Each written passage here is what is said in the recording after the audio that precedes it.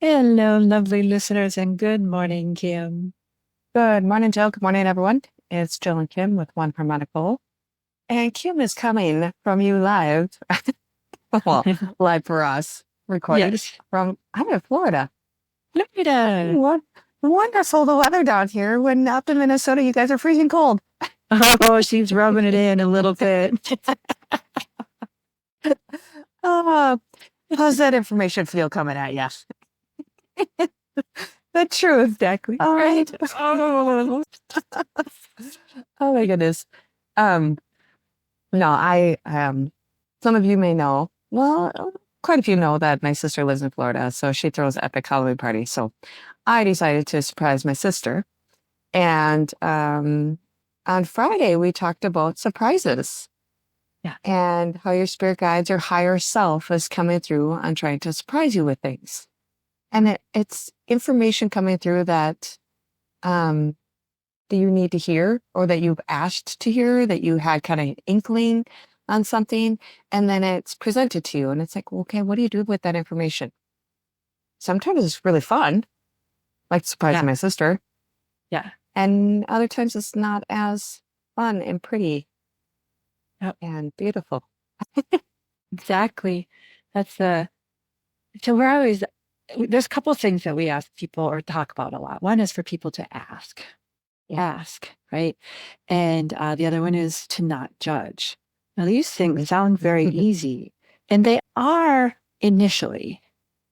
And then when you really start like allowing, if you will, information, say, to come into, not around you, not near you, into you and into your experience, that's where we need a little more skill development, is what I would Oh, say. Okay. yeah.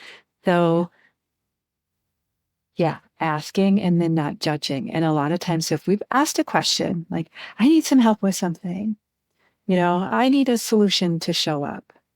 Um, And what's funny is that solution it'll show up, but it's just as likely for it to show up in a way that we would absolutely love and be thrilled about as it is to show up in a way that's the exact opposite of that we really will not like or enjoy. Yep.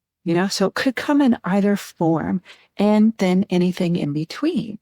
But we tend to have this expectation that when I ask for something to show up, it's going to show up in a way that I'm going to love.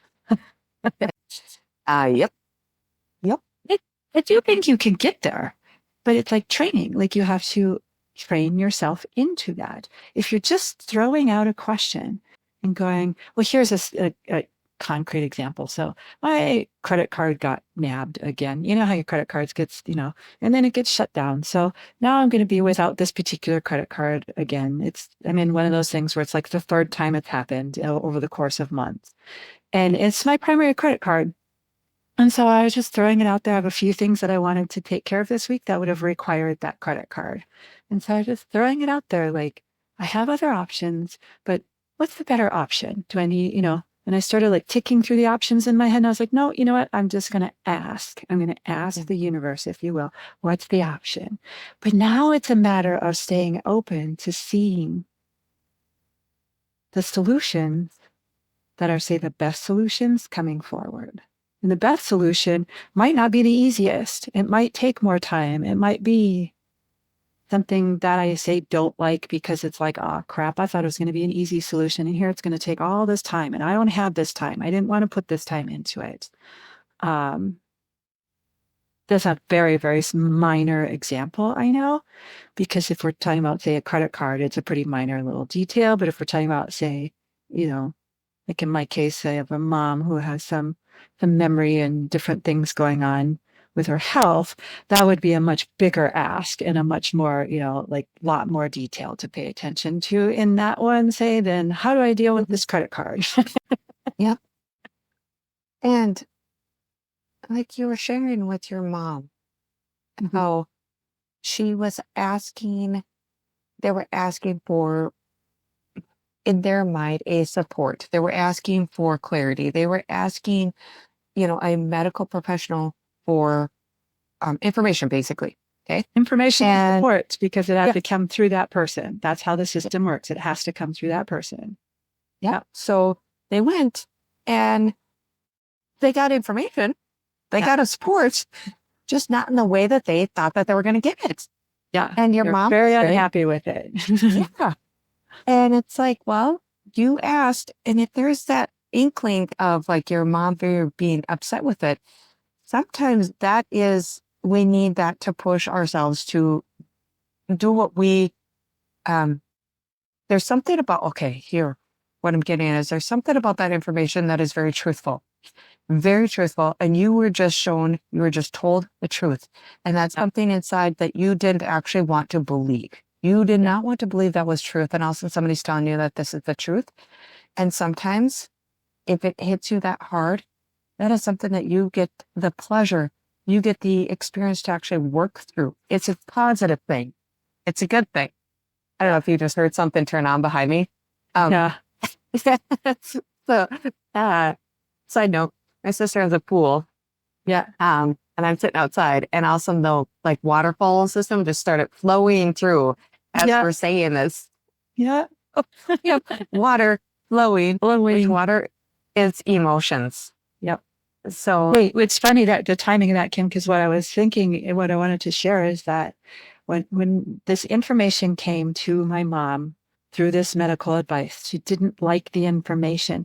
Where her emotional flow was very stuck and backed up is that this is my mom, had a reaction, a response to this information, and she didn't like it, which was her reaction. It was legit. It's really it was her experience, I should say. But she also then had a whole lot of training through life that you shouldn't do that.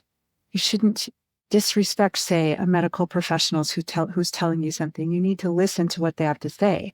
Okay, so she ended up in this emotional internal battle over the information. She thought she had expectations. She was going to get information that she liked. It turned out it wasn't information she didn't like.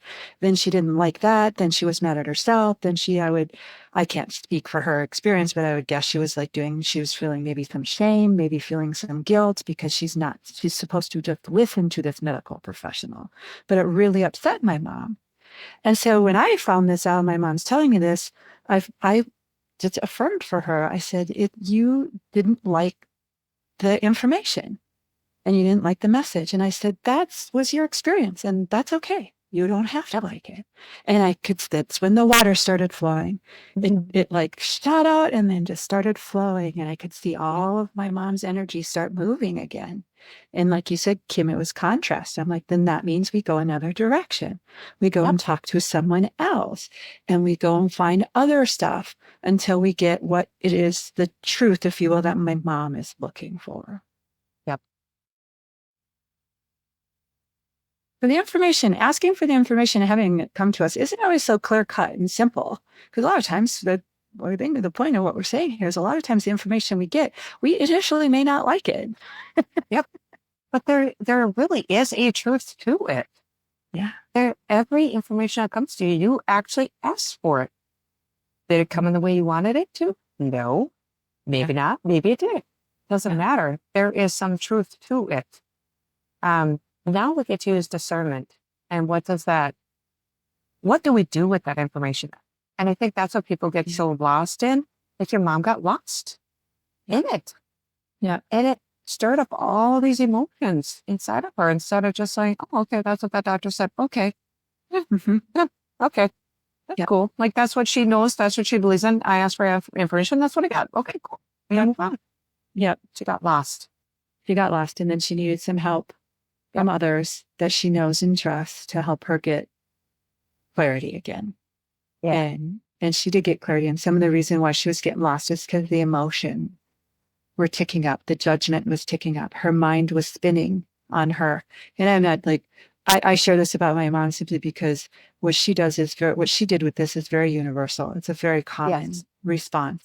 And we could remove her as the character, if you will, from the story and put any one of us in there. We've done this. When we get information, we had expectation it was going to be good and helpful and we were going to like it. And it turns out it's the exact opposite. But it's actually, like you said, Kim, it's truthful. And so there is kindness in it. You might have to look for the kindness. But to me, the kindness was to look at her and go, it's okay. That's the response you had. That's your experience. That's truth. That's information. That's helpful. Let's use that and do something with it. Yep.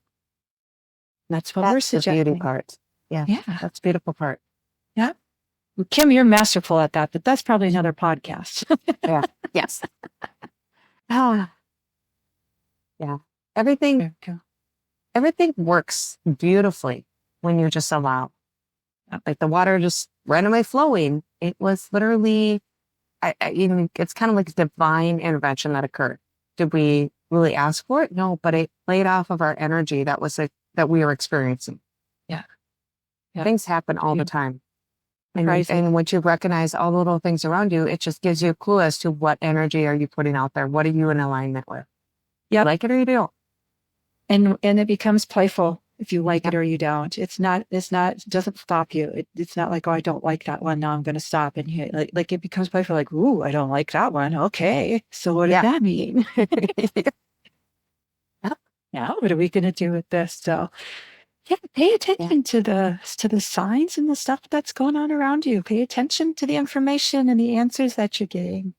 And also pay attention to if you can stay in that curiosity and that wonder and that playfulness about it. Or if you can't.